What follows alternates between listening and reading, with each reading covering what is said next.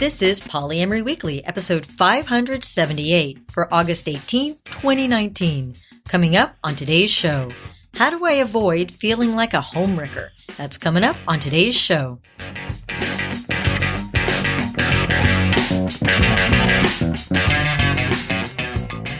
Hello, everyone, and welcome to Polyamory Weekly. This is an adult show about really lascivious things like honesty and communication about sex. If you're under 18, please stop listening and go visit scarletteen.com. I'm your host, Minx, and in the co-host chair today is Lusty Guy. Happy and lucky to be here as always. Good evening, everybody. How are you all doing today? And as you may have noticed, we're doing something a little bit different with the opening credits, which is one of the first talking points in our host chat section. I finally got logged into Apple's Podcast Connect information, which are the stats and analytics for podcasters. And so she's got data. Look out, folks. I've got data points. So, huzzah, our average consumption rate for episodes is 74%. That's really pretty cool. Thank you, listeners, for listening most of the way through most of the episodes. That's pretty good, I thought. I'll take it. But I did notice that the sharpest drop-off in listenership was in the first 30 seconds, which is when we give the adult content disclaimer. So I decided to take out the voiceover and add it a little later in the episode. And we're moving a few other things around just to hopefully make it a little bit easier to listen to. You know, I was thinking about it. We might actually take turns reading that little intro and go to Scarlet Teen thing. I like that. You want to read it next time? Yeah. Okay, you can read it next time. Cool. It'll only take me 3 or 4 takes. But that's all right. You do the editing, so it really doesn't matter, does it? Oh, you're a pro. It will not take you 3 or 4 takes. We'll see. In other announcements, Winter Poly Wonderland. Do you folks know about this? It's February 14th to 17th. It takes place in the mountains of West Virginia, about 2.5 hours outside of D.C., and it is for building community, finding partners, learning relationship skills. It's open to folks new to polyamory, the polycurious, or the polypros, the old farts like us. Hey, now. I'm not a fart. I'm totally a fart. You notice neither of us are denying the old. We're both like, yeah, we're old. Just which bodily function do we map to? Exactly. I'm a nocturnal emission. Thank you very much. Okay, that's a lot of information in the first minute of the show. Cool. We don't hold back here at Poly Weekly. Anyway, February 14th to 17th, we'll put a link in the show notes at polyweekly.com or in the show notes section of whatever app you're listening to us through. You know, that makes me think the DC poly community is probably really interesting. You know, I did spend I spent 3 months on a work assignment in Virginia, the DC area, and actually did go to the DC poly meetups. And it was very interesting. And not just because, I'm just saying that some of the people there worked in the government and some of the people came to the meetups in uniform. So some of the people were kind of hot. If you go that way for uniforms. Yeah. And some more international types with like really hot accents. So I'm just saying. That's funny because I envision everybody with bags over their heads because they have to protect their identity, right? They show up at these events wearing masks and things. Anyway. Another thing I wanted to chat about is you folks know Jay Wiseman. Jay Wiseman, author of BDSM 101. And he is famous for giving all sorts of safety classes to keep yourself nice and safe when you're doing all sorts of wonderful kinky things. Well, recently he did a public post on Facebook about his decision not to accept a FetLife friend request of somebody whose profile picture was a dick pic. And he just said, you know, I normally accept everybody's friend requests, but this makes me a little uncomfortable. So if you change your profile picture, then I'd be happy to friend you. And he got a huge response. I chatted with him and he said, look, most of my posts at the very most, 100, likes, comments, and responses is a lot. This one got nearly 400. And he's like, I think I'm onto something. So many women were like, oh my God, thank you for doing this. Oh, there is nigh universal sick of this in terms of dick pics amongst women on the internet. Not universal, according to the poll I did so long ago. Universal, it was I said. 1% to 2%, but under 2%, but I think it was 1.2% actually responded positively to an unsolicited dick pic. But, so like there's a small portion. It's like the tick is nigh invulnerable. Not quite. Yeah. And he also did a follow-up post about now he is going on a little bit of a campaign asking people not to post dick pics and having people put this on their profiles. And then he saw that we had done the ebook called No Dick Pics, How to Optimize Your Online Dating Profile. And so we'll probably bring him on a show in the future to talk a little bit more about this. But in the meantime, I'll put a link to both of those posts of his in the show notes at polyweekly.com. In fact, we're doing the schedule dance now to find a date to record.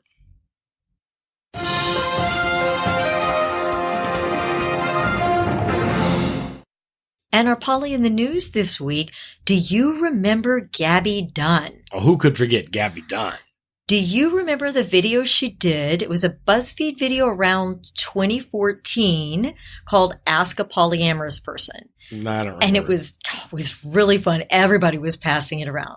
You're just out of the loop. I'm old. We keep circling back to the same topic. You know, I actually sat in on a panel that she did with a couple of other poly podcasters and YouTubers at, oh my gosh, Momentum Con, one of those conferences, I forget. And she's really funny because she's a comedian.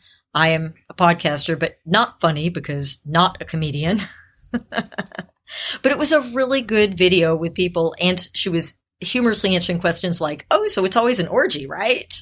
It was really good. Well, this is a little update that Alan from Polly in the News did, where she has apparently written, 2 books? She got a 20-minute interview on NBC. A couple of TV pilots. Her career is really taking off. So happy for her, excited for some queer poly representation in the mainstream media.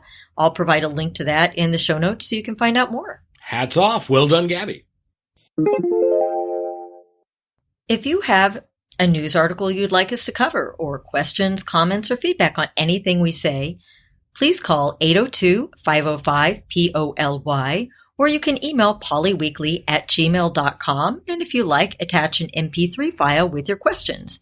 If you want to book us or for anything else that involves a calendar or the exchange of cash, email lustyguy@polyweekly.com.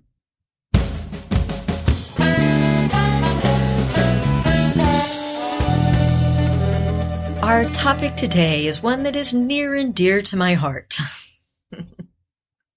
How do I avoid feeling like a homewrecker? This was a write-in from a listener called Danae, who was in an MFF throuple that ended when she and her boyfriend, named Honey Bear, found out that his wife, Kitten, was cheating on them with a guy from work. So Kitten and Honey Bear are now divorcing after being married for 8 years, but Danae and Honey Bear decided to stay together. She writes, my boyfriend Honey Bear and I wanted to grow and become more healthy and fiscally responsible, while Kitten wanted to be carefree and continue to enjoy a life of partying, drug use, and drinking. Honey Bear and I tried to help her see our new vision of the future and educate her on the benefits of being healthy, saving for retirement, and making decisions and sacrifices that help the family, but she grew to resent us for it. After the breakup, Honey Bear and I decided to stay together. We have a home in his name, 2 cars in my name, and a savings account that we've built together, although we've agreed to give her 1/3 of the savings from the bank account that we 3 shared. I feel that I still have everything, and she now has nothing. I feel as though I took my girlfriend's husband and molded him into a man she didn't love anymore, and she resents me for it. I feel that their divorce would never have happened if I hadn't come into their lives, and I cannot help but wonder what could have been. And since I've been doing all the talking, I'm going to let you talk first. Oh boy, that means you get to go second and look smart. That's the key to looking smart, is going second. So here's the thing. I hear a lot of you, Danae, taking responsibility for other people's actions going on there and then feeling guilty. So there's 2 keys here. As Mix and I say all the time, be the expert on yourself and let others be the expert on themselves. What that means is you really can't know what motivated them. Trust them. You can't own more of your share of the responsibility than is appropriate. It's not because of you that they broke up. They broke up because of them. They're the ones who made that decision. And for you to take responsibility for that not only sets you up to feeling guilty, which we'll talk about in a second, but it also reduces their autonomy and self-responsibility. You're actually being a little bit disrespectful to them when you take the responsibility for that into that breakup. And if thinking about it that way can help you release a little of this self-guilt and release a little of this responsibility back to them, then I hope it does. I hope it's helpful. It does for me. When I consider that I'm reducing somebody else's autonomy, that really captures my attention. Now, the next thing, guilty, we all feel guilty sometimes or another. I used to refer to myself as the Duke of Guilt, in fact. As we've mentioned before on the show, I come from a very abusive upbringing. I had 2 siblings, and both of which were younger than me. And for years, I had to deal with a great big dollop of survivor's guilt, as they say in the adult survivors of alcoholic business. So the key to guilt for me is the same as fear, which is to say, continue asking narrowing questions until you get to the point of absurdity. So, for example, with fear, you say, what are you afraid of? And then what? And then what? And then what? With guilt, you say, why are you guilty? And why? And why? And why? So, for example, I feel guilty because my life turned out pretty well and my siblings didn't, to get to the heart of survivor's guilt, which might take somebody a lot of questions to get to. The only reason I can jump there that quickly is because I've dealt with it for years. Okay, well, why? Because I have things good. Well, isn't that a mark of surviving and learning what's going on there? And again, well, I have things better than my siblings. Well, that's kind of arrogant. Who's to say that I really do? Maybe they're pretty happy in their own shoes. If you keep going far enough with the whys, hopefully you will get to a point where you can see the absurdity of your own position and maybe even laugh at yourself. I actually had a little song that I would sing at myself when I would get to that point. Duke, Duke, Duke, Duke of Guilt, Guilt, Guilt. And I can't believe I'm singing. You can tell I'm drunk. I'm like, you're really brave to sing on the air because you were very self-conscious about your I singing. usually don't. The entire audience would have to You've name had an orgasm. some beverages? I have, in fact, been drinking tonight, and I'll have more before the show is done.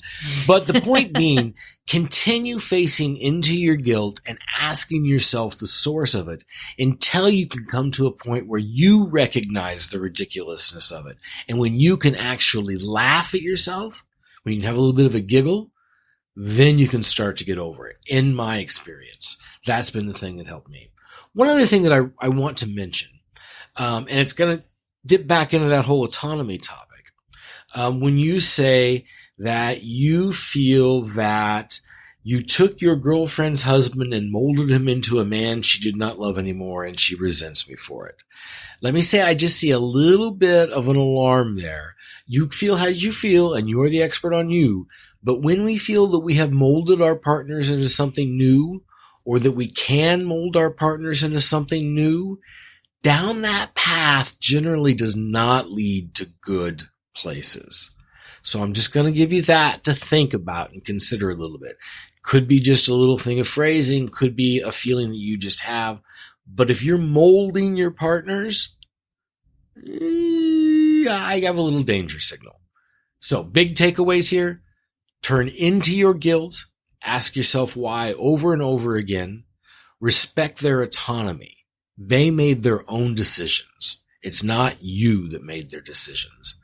And just as a little aside, question that molding stuff. Figure out what you're doing there. I'm, for once, going to be the one who's a little bit more blunt and say it comes across as a tad arrogant that you think you had so much control over your partner that you could change who he is single-handedly, as if he had nothing to do with it, as if he had no choice in the matter. But I'll start with something after saying that horrible thing. I agree with everything Lustig Guy said. Ooh. Yeah. And I do want to start with some things I think you did really well. One of the things I like about your letter is that you prefaced all your statements with, I feel. Because that's exactly what this is. This is how you feel, and everything you feel is perfectly valid. May not be accurate. Who knows what's objectively true? But I like that you preface this with, this is how I feel. You are the whether expert. This is reality or not. And that is true. So your feelings and the way you feel, that's valid, right? And these are also your feelings. They're not his. They're not hers. They are yours. And that's okay. I think it's also really good that you're practicing empathy. It feels like what you're doing is you're putting yourself in her shoes, saying, if I were in her shoes, then I would feel really resentful. So I think that's a really good sign that you're practicing empathy. It's not really helpful because what it's doing is fueling your guilt, and guilt is generally not terribly helpful in this situation. And, you talk about what could have been and what would things have been like if you've never entered the relationship. And I understand that. I tend to enter existing couples' relationships. And in my first poly relationship, I was also very worried and very cautious about feeling like a homewrecker. And, in the end, it turned out that his wife didn't actually want me there. And so I decided to leave because I didn't want to be the person who, if his wife didn't want me there and they were married and I was just, coming into the relationship, that didn't seem right. I'm like, okay, fine, I'll leave. If you don't want me here and you think your marriage is better without me, then you know what? I should leave. It's not good for me to be in a situation like that. And you're saying you don't want me, so I'll go. And of course, the relationship fell apart because at that point, he and I had been together for 5 years. We were in love. We had built a reasonable amount of a shared life. And, for the way I described it was we had become a 3-legged stool. And when you pull out one leg, the whole stool kind of fell over because, I was a fairly integral part of their relationship, whether, she wanted to believe that or not. Now, Lusty Guy's making a face at me because he thinks that's kind of arrogant, and perhaps it is. Well, I mean, to be specific. That's how I saw it at the time. And you get to, in as much as that describes your feelings, absolutely. As you say, as we say, you're the expert on your feelings. I think that it probably accepts a larger dollop of responsibility than is appropriate. That metaphor. But, what do I know? I wasn't there. I'm just speaking philosophically and powered by Scotch. But what it comes down to is it's pointless to speculate what would have happened if you hadn't come on. There may have been somebody else. There may have been somebody who would have been far more destructive. There may have been somebody who was absolutely perfect and they lived happily ever after. There may have been something in between. You don't really know. And there's really no point in speculating because what happened. Well, and to be really specific about this, there is a point in speculating, but it isn't one that revolves around understanding or furthering things. Generally, the point of these kind of speculations is to feed our guilt with self-flagellation, right? We do these things where we talk about, oh, what if this, what if that, what if this? The need really is there to provide a self-punishment. And so we do that through these endless questions that can't be answered, or rather, I should say specifically, I do that. That's what I do. And one of the ways that my guilt drives me is to ask these questions. What if I hadn't done that? What if I hadn't done this? What if I hadn't done this? And so once you can recognize that the need there is one for self-punishment, it can help someone step out of it. And I completely agree with what Lusty Guy recommended. We do have a page on our website about the and then what exercise. It is to deal with jealousy and fears and insecurities, but it works equally well for guilt. It is a way of drilling down into the source of that guilt. And what I really like about that is it's dealing with things that are within your sphere of influence. What you do have influence over is your attitudes and your feelings and the way you look at things. What you don't have control over is what's happened in the past and the way that other people behave. You're focusing a little bit too much on how other people behave and less on yourself. So you can take this as an opportunity to look at your guilt as a means of self-reflection and self-analysis so that you can come out on the other side and maybe learn something about yourself that will be helpful in future relationships. If you'd like to comment on this episode or any other episode that we've posted, feel free to join the community discussion on Facebook at facebook.com/polyweekly or follow us on Twitter at polyweekly or at cunningminx.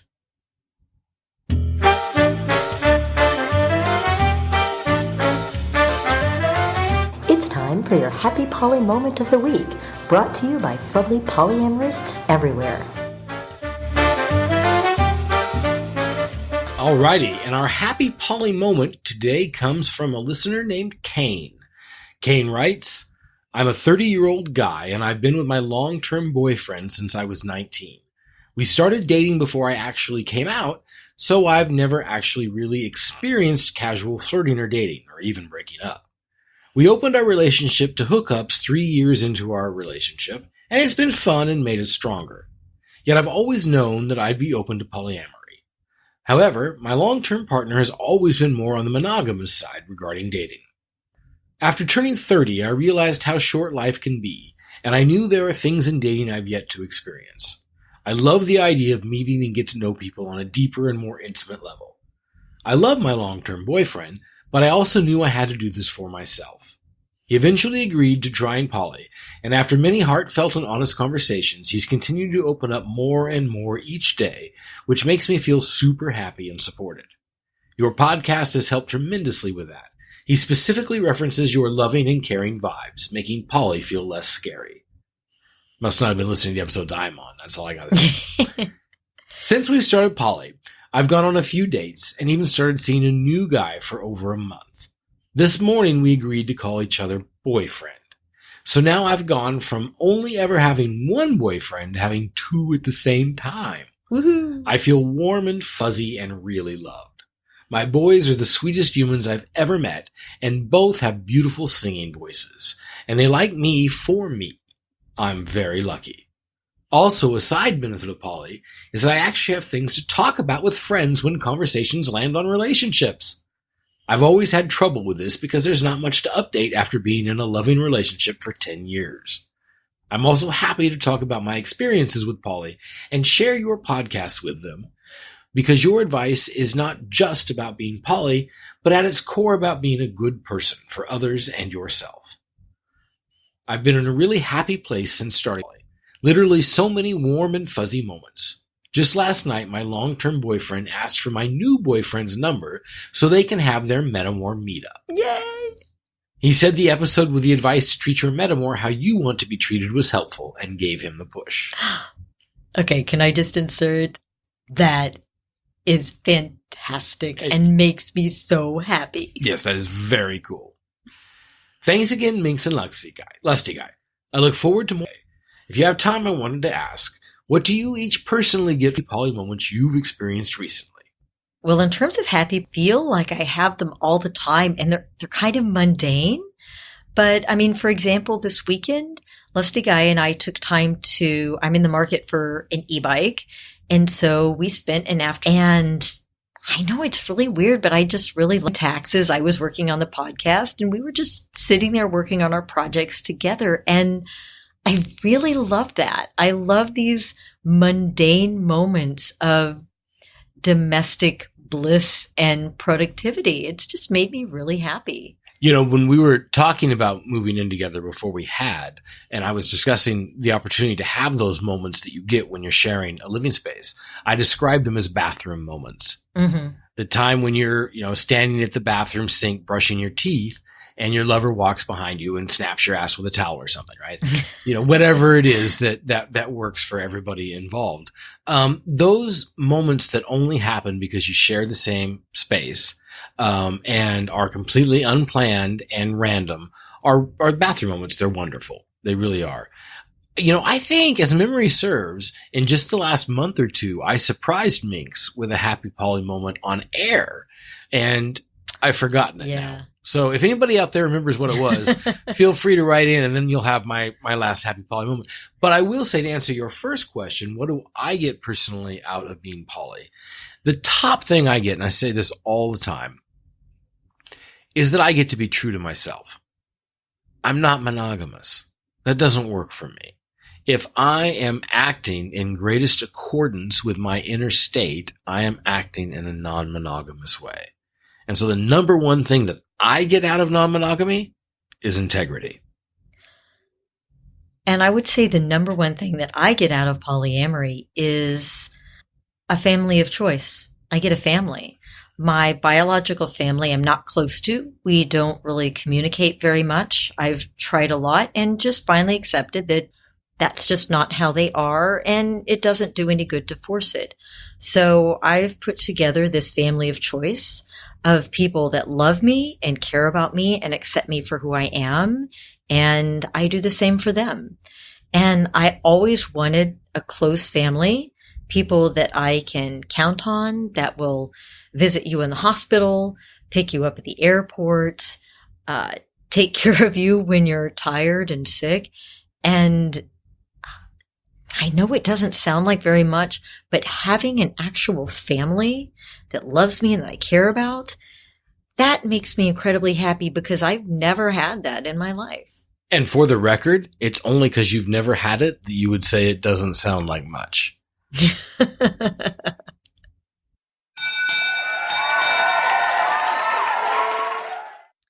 We would love to welcome our new Polyweekly Playmate this month, Rachel, who joined at the mid-level, $4.99 per month.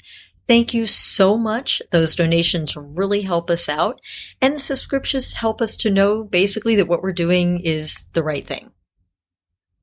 Well, that about wraps it up for today's show. I'd love to thank our Polyweekly Playmates for their generous donations this week. We are a free resource. We've helped hundreds of thousands of people navigate their introduction to and continued success with polyamory. Your donations, your letters, your feedback, your participation on Facebook help keep the podcast free and accessible for everybody inside and outside the community. With that, I think it's time for us to go to bed. Time and pastime, I think, on the school night. Yep, we'll say thanks for listening. And remember, it's not all about the sex.